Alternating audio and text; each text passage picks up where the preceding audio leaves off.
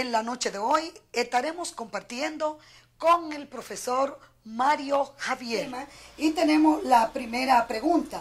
Desde la geopolítica internacional y tu experiencia, ¿cuáles son las causas reales por las cuales Estados Unidos quiere poner sus pies en Siria? ¿Cuál es el origen? Mucha gente se estará preguntando el por qué, si son realmente las evidencias supuestas de las armas químicas utilizadas por el régimen autocrático de Bashar, o si es algo que quedó pendiente en la agenda norteamericana, en su concepción geopolítica de dominio en las diferentes regiones del mundo.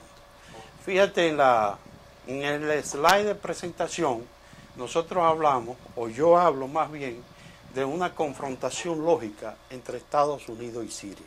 ¿Por qué este concepto de confrontación lógica desde el punto de vista de la geopolítica? Porque desde el año 2000, desde el mandato de George Bush, estaba ya en la agenda de la agresión militar a Siria por parte de los Estados Unidos. El gobierno de Bush calificó a Siria entre los 7 países que representaban una amenaza para toda la región en el mundo árabe. ¿Para qué año? De manera, para el 2000, cuando se produce la invasión a Irak, ¿verdad?, que era el eje del mal, definido desde la perspectiva de Estados Unidos, ya una de las órbitas de ese eje lo constituía el régimen autocrático de Siria, ¿verdad? De manera que fue como si se produjese en la historia, en esta breve historia de 10, 13 años, un suspenso en el trayecto de volver hacia la agresión de tipo militar, bajo el pretexto que siempre los países poderosos han empleado cuando quieren resolver alguna situación política, militar o económica en los países más débiles. Es la confrontación entre un mundo débil frente a un mundo fuerte. De manera que esa agenda que había sido ya diseñada por los republicanos en aquel entonces es la parte que debe cumplir Barack Obama en este momento. ¿Y cuál era la sustentación de esa agenda que ha estado pendiente? Lo que ha sido siempre la política norteamericana a través de los tiempos un poco se ha basado en la mentira. El pretexto que se encontró para la invasión en Irak es hoy el mismo pretexto que supuestamente se ha encontrado para presentar la propuesta de agresión del ataque militar a Siria. ¿El pretexto cuál era? La presencia de armas químicas. En Siria, en este caso, no solo la utilización de las armas, sino que presentaron un montón de niños, incluso supuestamente que habían sido asesinados por el régimen. Pero si hacemos una referencia histórica al pasado, la Segunda Guerra Mundial se inició con un simulacro de asesinato de soldados alemanes. Una operación que en el 1939 fue el pretexto para invadir a Polonia. El ejército alemán invadió a Polonia después de que ellos mismos fusilaron 2.000 ciudadanos alemanes que estaban en las cárceles. Los sacaron de las cárceles, lo uniformaron con ropa militar y de oficiales y lo asesinaron en la frontera con Polonia para hacerle ver al mundo que la agresión de los polacos había traído como consecuencia la decisión del Führer, de Hitler, de invadir a Polonia. ¿Por qué te hago esta? Eso se conoció en la historia como la Operación Conservas. Sí. Conservas porque eran presos cautivos. Entonces, ¿por qué la referencia en este momento? Bueno, porque se pueden simular hechos. No hay evidencia todavía de que esos asesinatos hayan sido reales. Es más, está circulando en, ¿cómo se llaman estos medios? En las redes, está circulando una información importante sobre la posibilidad de que los hackers, esa gente que interviene en computadoras, ingresó en los archivos de un coronel encargado de las operaciones norteamericanas, donde hay mensajes con su propia esposa y él le va explicando en qué consistía esa operación simulada. Eso naturalmente son informaciones de redes, ¿verdad? Pero que también hay que ponerle atención. Sí, ¿tienen algún valor? ¿Hasta dónde son verídicas esas informaciones? Yo no te las puedo afirmar, pero no se pueden dudar por los referentes eso es parte de la confrontación en el mundo, ¿verdad? Eso, hoy las redes sirven no solo para la comunicación extensiva y ampliada, sirven también para llevar a cabo cuestiones incluso un poco odiosas cuando se trata de estos problemas políticos, sobre todo a niveles internacionales. Si nos remontamos a los hechos de la historia, solo hay que conocer la posición que ha asumido Estados Unidos frente al problema regional del Oriente Próximo, con el apoyo incondicional a lo largo de la historia al Estado de Israel, ¿verdad? Y en esos afanes, sin reparar en consecuencias, sin reparar en verdades o mentiras, los Estados Unidos siempre han usado la fuerza para imponer los modelos occidentales o el modelo occidental de vida que ellos entienden que todos los países del mundo deben asumir sin tener en cuenta las idiosincrasias, en este caso del mundo árabe, sus religiones, las diferencias étnicas existentes entre cada uno de esos países, independientemente que las tres grandes corrientes religiosas han estado presentes, el judaísmo, el cristianismo, la religión musulmana, han coexistido a lo largo del tiempo, de manera que estas hoy no pueden ser causas reales para que existan confrontaciones internas en los estados. Esas condiciones han sido exacerbadas, esas diferencias étnicas y lingüísticas incluso de alguna manera, aunque en el mundo árabe sí, se hablan como cuatro lenguas, ¿verdad? Pero sobre todo las diferencias religiosas han sido exacerbadas buscando el motivo de la separación de estos pueblos, cuando las causas reales son las mismas que han promocionado o que han determinado más bien históricamente las invasiones militares, las fuerzas odiosas. Un ejército extranjero es odioso en cualquier lugar del mundo. Nosotros vivimos la experiencia y cuando vivimos esa experiencia como país se despertó lo que nunca había existido en el país, un sentimiento antinorteamericano. No antinorteamericano contra el pueblo norteamericano, que hoy incluso tú me decías fuera de cámara que quería que yo te explicara y cómo el pueblo norteamericano, los trabajadores, la gente sencilla, rechaza la posición guerrerista, la posición intervencionista de su jefe de Estado y de todo lo que es la estrategia militar norteamericana. Entonces, esos sentimientos, lógicamente en los pueblos,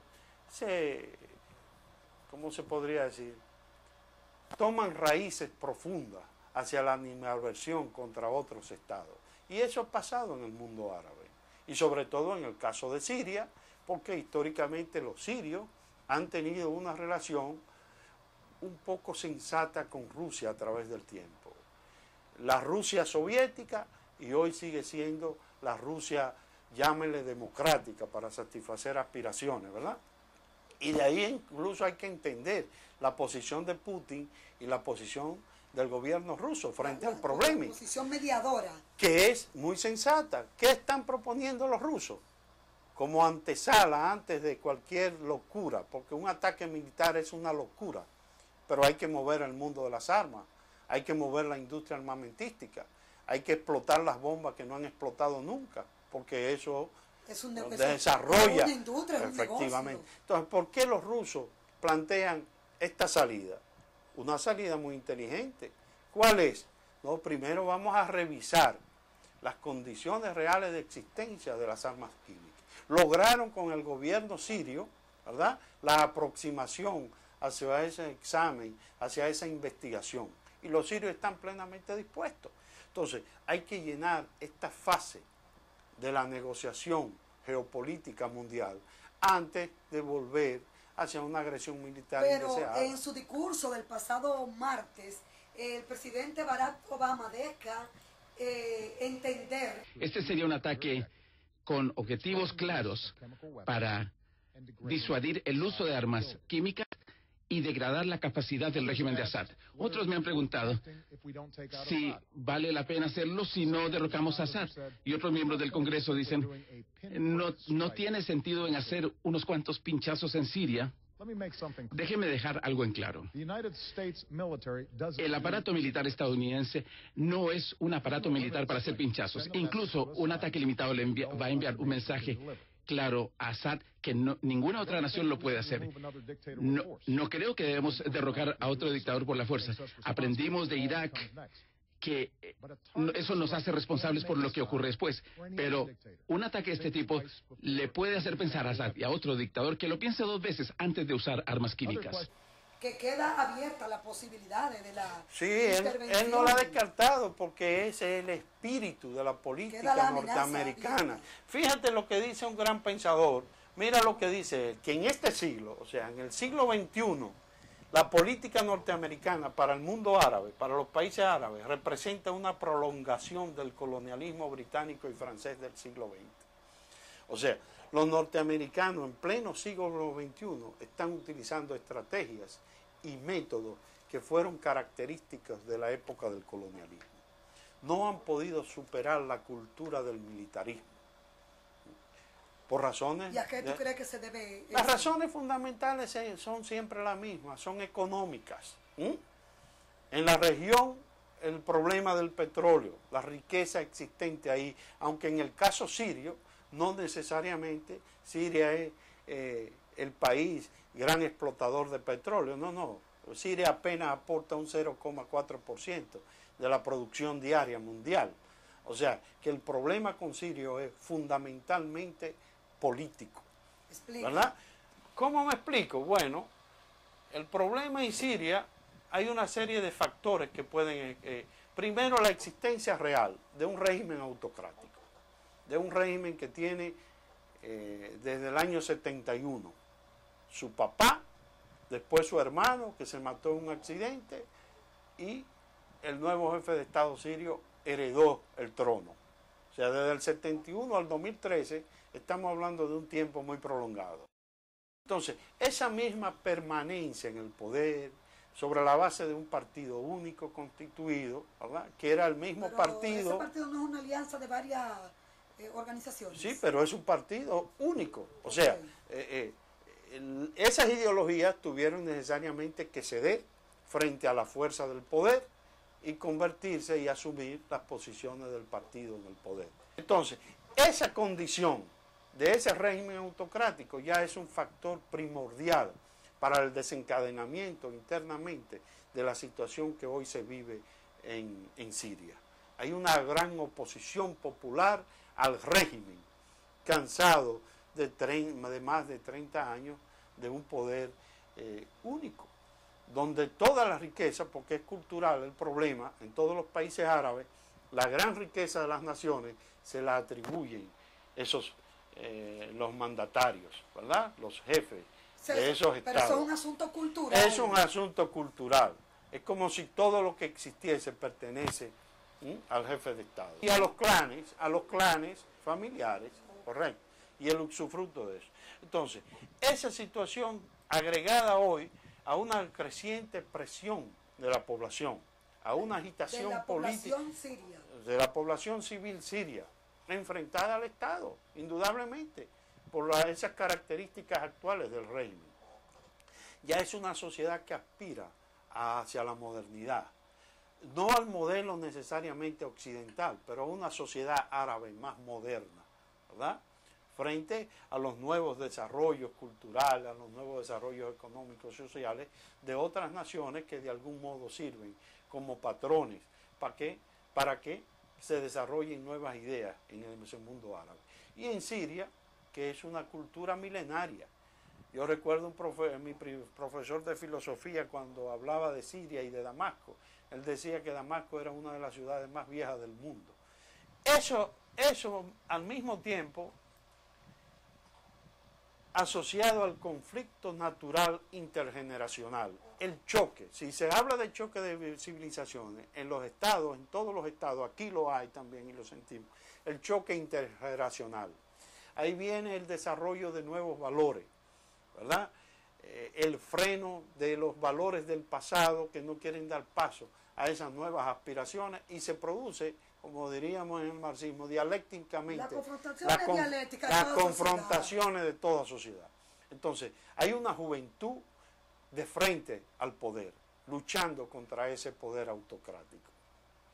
Y, lógicamente, cuando esas aguas corren, algún tipo de cambio, de movimiento novedoso van a parir. Que es un movimiento que se ha expandido por todo el mundo. Pero esos movimientos, Mario, que son naturales y espontáneos en cualquier sociedad, dice Rusia que son, y dice también Siria, que esa oposición interna al régimen está siendo también apoyada y financiada por Estados Unidos. Y por muchos países europeos. Y distorsiona la confrontación. Pero eso es la política. Siempre que hay escenarios de lucha, habrán fuerzas ocultas tratando de acelerar el proceso, tratando de inducir nuevas fuerzas al proceso. Eso tenemos que entenderlo. Y es casi legítimo de cualquier país, ¿verdad? Ideológicamente hablando. Rusia dice que la agresión que hubo a la sociedad con armas químicas provino de la oposición, no es muy probable. Por eso yo al principio te hablaba de las simulaciones. Hasta dónde era cierto eso de los muertos, eso no está comprobado. Entonces, históricamente, el papel político e ideológico de cualquier potencia mundial o de cualquier grupo en particular es tratar de impulsar a sus grupos en los países internamente. De manera que eso es una actitud legítima. Ahora, otra cosa son los métodos que se puedan emplear para exacerbar esas contradicciones internas. Por ejemplo, eso que tú señalas, llegar al extremo de armar a grupos, ¿verdad?, paralelos a los ejércitos y cometer asesinatos, eso ya no tiene una aceptación por parte de la humanidad, por parte de la valoración de la... No es moral de ningún tipo de vista. Pero recuerda que nos enseñaron en sus cursos de geopolítica que la moral no juega ningún papel en esas decisiones de Estado fundamentales, ¿verdad? Y el Pentágono, como decía Juan Bosch, que le gustaba mucho hablar del Pentágono, el pentagonismo sustituye. No ha estudiado la moral nunca en su vida. Son sus intereses económicos, sus intereses geoestratégicos, ¿verdad?, territoriales, por riqueza, y en esa región característica fundamentalmente por el afán de la obtención de más petróleo y de más beneficios por el mundo. Regina, tú me preguntabas ahorita sobre cuáles podrían ser los factores a considerar en el caso de la situación interna que se originó en Siria. Fíjate, lo que pasa en Siria es muy característico de otras naciones, lo que se conoce como la región del Oriente Próximo, ¿verdad? Es el deseo de mantenerse en el poder. Todos los jefes de Estado, en Jordania, bueno, en Israel, que hay alternabilidad por sus conceptos más occidentalistas y ese tipo de cosas, ¿verdad? Pero ese deseo de mantenerse en el poder, que lo está expresando el jefe de Estado sirio, de perpetuarse a través del tiempo, ¿verdad? Pero yo me pregunto, y le pregunto a todos los expertos en el tema, estas dos cuestiones. ¿Constituye Siria realmente una amenaza para la región? Nunca lo ha constituido. Porque en la guerra del 67, que se hablaba del gran poderío militar sirio, Israel solamente duró 7 días para vencer no solo a Siria, sino a un conjunto de países. Entonces, ¿representa realmente Siria una amenaza a la seguridad de los demás países de la región? Descartado totalmente. Okay, se cae ahí un argumento. Se cae uno de los argumentos fundamentales de Estados Unidos. No hay peligro regional. El peligro regional va a existir si se emplean fuerzas militares como ataque, ¿verdad? Ya sea desde el aire, y es imposible vencer en una guerra con bombardeo. Irak lo demostró. Para vencer hay que invadir territorialmente.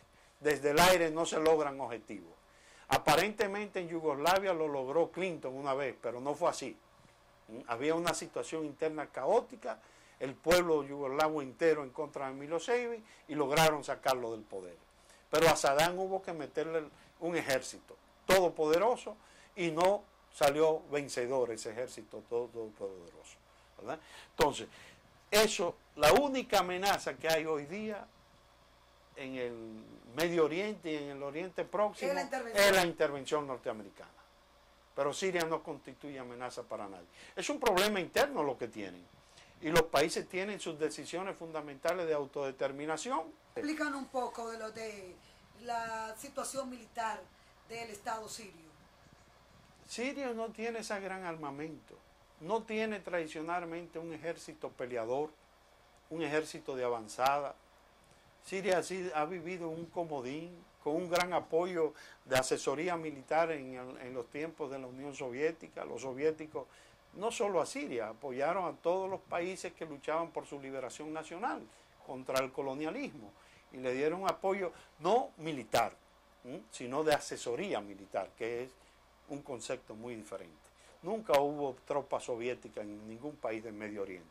Todo lo contrario, la política soviética en el Medio Oriente era hacia alcanzar la paz, conjurar la guerra, yo recuerdo ese concepto de los soviéticos, para evitar, conjurar la guerra para lograr la paz.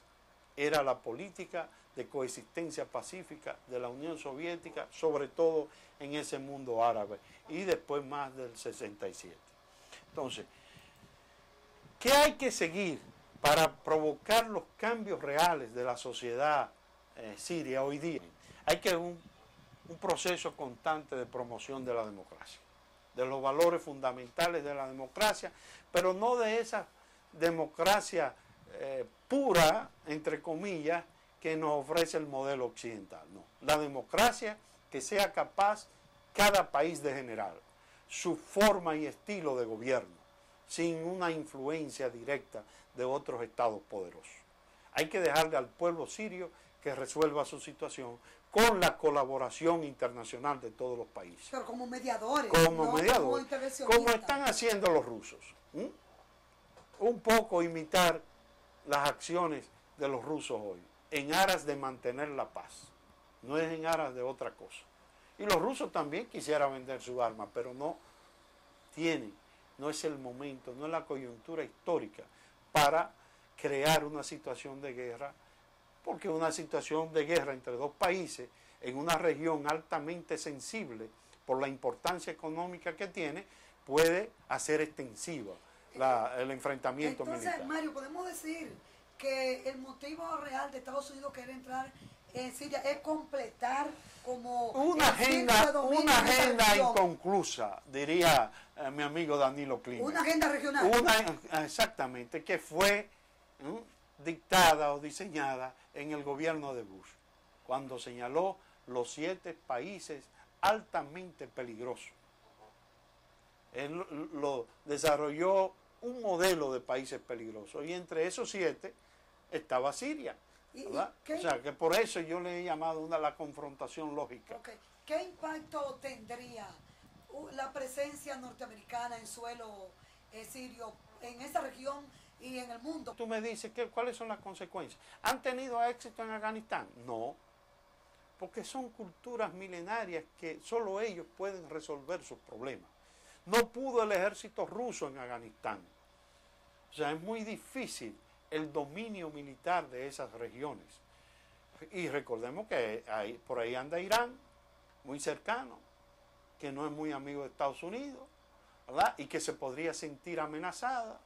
Además, esto en la concepción regional, y si extendemos el problema a la situación económica que devendría de esos ataques militares, soportaría en los países del mundo el incremento elevado de los precios mundiales del petróleo. No por el petróleo en sí, el petróleo es lo de menos, ¿verdad? Las derivaciones de todos los demás. Entonces, ¿cuáles son los posibles escenarios? Yo quiero que hablemos, como decíamos, mira, los posibles escenarios y efectos sobre la economía mundial. Mario decía Olajara Hugo con los papeles, ahora es con los papeles, ahora es con los slides. Entonces, primer escenario, el ataque probable a Siria. ¿Cuál sería la consecuencia inmediata? Sin haber atacado, ya están subiendo los precios. Ya están creando situaciones económicas difíciles en todos los países, ¿verdad? Sería una elevación de los precios mundiales. Ese sería el efecto. Pero otro sería un escenario de la regionalización del conflicto, en el aspecto militar, no solo económico, ¿verdad? ¿Qué reacciones podrían tener otros países que se sientan tan amenazados? Y que Irán es parte del grupo de los 7. De los 7 que definió Bush, ¿verdad? En el dominó todavía vamos por el tercero, pero Irán es parte de esa misma agenda. Y un tercer escenario, que sería el deseable, es que finalmente haya un entendimiento entre estos países, ¿verdad? Entre Siria y Estados Unidos, o la comunidad internacional. Y a lo interno en sí. Y a lo interno tiene que haber, ¿verdad? Lo que yo entiendo que explicábamos ahorita. ¿Qué tiene que darse? Mi tesis de conclusión son estas. Tiene que darse la transición política. Existen estadísticas que hablan que la mayoría de los soldados norteamericanos que han ido en forma intervencionista a alguna otra región del mundo sufren trastornos de su psicológico. Bueno, yo te voy a hacer una anécdota que me hizo el tío de mi mujer, de Natacha. Él es psiquiatra en los Estados Unidos. Él es dominicano, pero desde muy jovencito, hace más de 60 años que ejerce en Estados Unidos. Y ya él está muy viejo y su último trabajo fue en un hospital de veteranos de la guerra, ¿verdad? Y oye lo que él me contó, que él tenía un paciente que estaba tratando, un muchacho joven que había estado en Irak, que salió por la calle en Oklahoma y mató 2 personas. Y cuando le dieron la terapia psiquiátrica, él explicó por qué había matado 2. ¿Y qué explicó? ¿Qué explicó? Que en un ataque militar en Irak, él penetró a una vivienda que era un objetivo y mató 7 miembros de la familia, pero 2 huyeron. Y quedó en el muchacho ese trauma de que esos 2 había que arreglarlo. Y entonces los eligió de una calle de su propio país. Si tú fueras un asesor norteamericano, ¿qué tú le recomendarías al presidente Barack Obama? Y si fuera asesor sirio, ¿qué le recomendaría al gobernante sirio? Una negociación. Una negociación. Primero, si fuera el gobernante sirio y me están acusando de poseer esas armas químicas, le demostraría al mundo que poseo. Abro las ventanas. Y sobre todo con el apoyo de algunos países que no están por el ataque militar. Y del otro lado, si fuera norteamericano, yo apelara al concepto que ellos han logrado crear como una cultura, que es el respeto a la democracia. Y la democracia es el respeto a los valores humanos. Democracia es evitar ese tipo de acciones militares. No pueden haber acciones militares inconclusas, pendientes. ¿Y por qué razón? Tenemos que buscar una fórmula humana de tratar los problemas políticos y las confrontaciones que seguirán para el resto de la vida. Entonces, ese sería el papel de un jefe de Estado. En vez de guerrear, luchar por la paz. Sobre todo un hombre que yo creo que es premio Nobel de la paz. Hasta los izquierdistas dominicanos aplaudieron la elección de Barack Obama porque lo veían el cambio. Entonces, no, porque como decíamos al inicio, se cumple, él ofreció un cambio en su política exterior. Yo creo que el mundo puede vivir en paz. Tú sabes que yo estudié en la Unión Soviética, que vivió las consecuencias de la guerra, vivió la guerra en aquel momento más terrible de la historia, 26 millones de hombres muertos, y los soviéticos después de la guerra se convirtieron en unos seres amantes de la paz. Todo lo que hacían era porque conocieron la realidad de lo que es la guerra, conocieron el hambre que produce la guerra, conocieron el hecho de que en cada familia soviética por lo menos un miembro murió. Yo tuve una profesora, ya para cerrar, mi tutora de tesis, que perdió a su marido, perdió a su yerno y perdió a sus 2 hijos en la guerra. Y cuando nos despedimos me dijo, no puedo hacerlo, porque yo he despedido toda la tristeza en mi vida. Así que vete sin verme. Eso me dijo una profesora que había vivido las consecuencias de la guerra. Definitivamente se impone no a la guerra. Y oye este dato, me agregó, yo vi llorar a Stalin, porque ella era del círculo del poder en ese momento. y me dijo que vio llorar a Stalin cuando tuvo nadie se que imagina hacer a un Stalin discurso llorando, para declarar que los alemanes habían declarado la guerra, para comunicarle al país la agresión militar. De manera que una guerra es la cosa más temible de la vida. Me dijo un chileno que estudió en la Unión Soviética, y él me dijo, mira lo que pasó en Chile. No es que el pueblo no estaba armado. El Partido de la Unidad Popular, o el gobierno de la Unidad Popular, había distribuido las armas, porque el golpe estaba preavisado, era inminente la aparición del golpe. Lo que no teníamos era la certeza de cuándo se iba a producir. Entonces, ¿qué pasó? Dijo él, tácticamente, que todos los días se anunciaba el golpe y la juventud armada salía a la defensa del presidente Allende. En las calles salíamos armados, ¿verdad?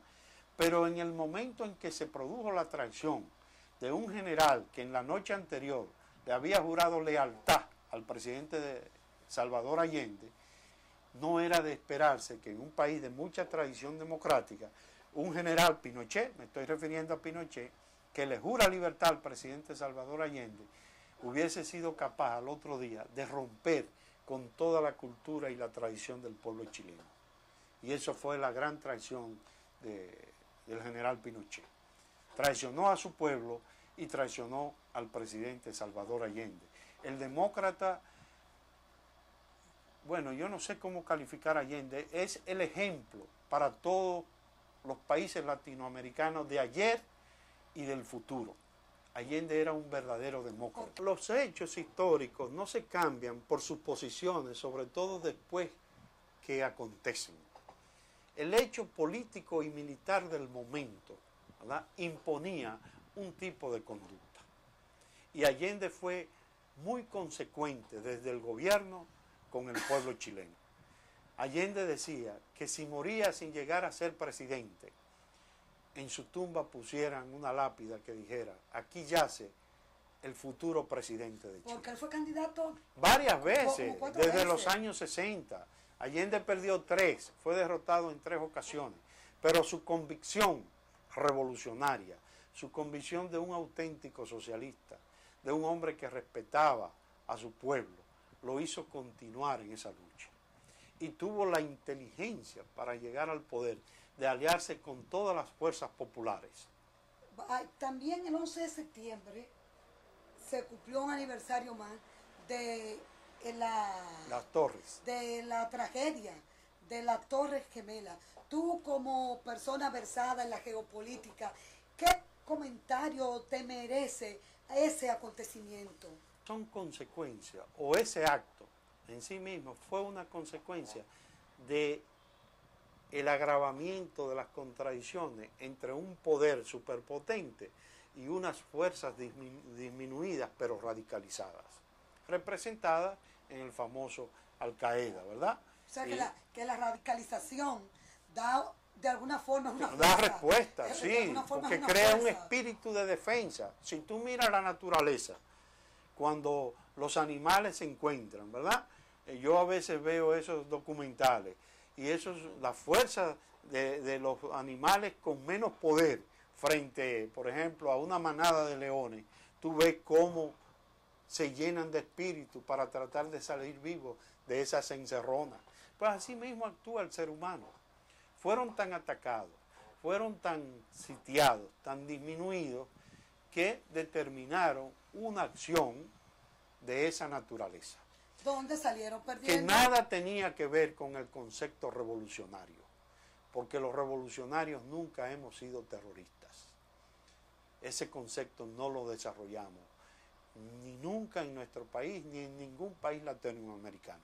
Hubo momentos y expresiones radicales por la misma situación que a esos muchachos de Al-Qaeda se les presentó. Definitivamente tenemos que promover en el mundo la cultura de paz. No nos queda de otra.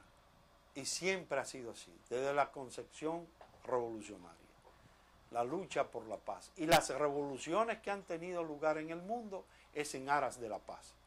En aras de la liberación de los pueblos, de los trabajadores, mejores condiciones de vida.